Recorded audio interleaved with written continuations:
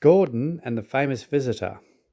A special train arrived one day, and Sir Topham Hatt welcomed the passengers.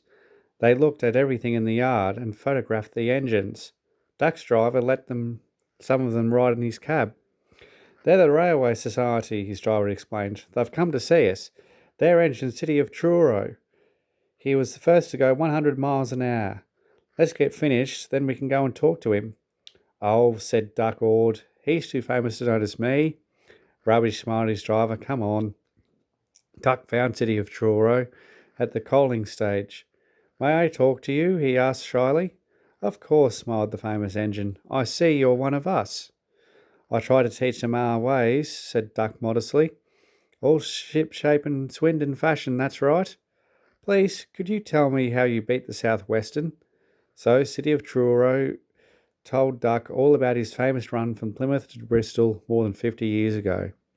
They were soon firm friends and talked Great Western till late at night. City of Truro left early next morning. Good riddance, grumbled Gordon, chattering all night, keeping important engines awake. Who is he anyway? He's City of Truro. He's famous. As famous as me? Nonsense.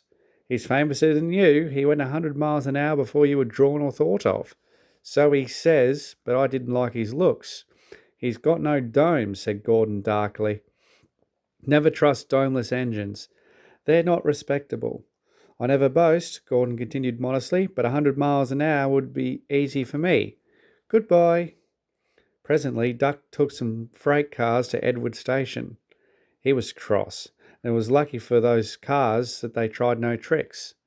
Hello, called Edward. The famous City of Truro came through this morning. He whistled to me. Wasn't he kind?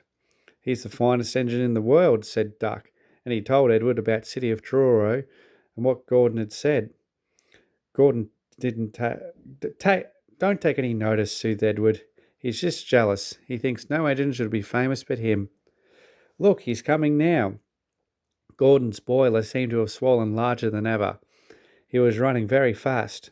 He swayed up and down and from side to side as his wheels pounded the rails.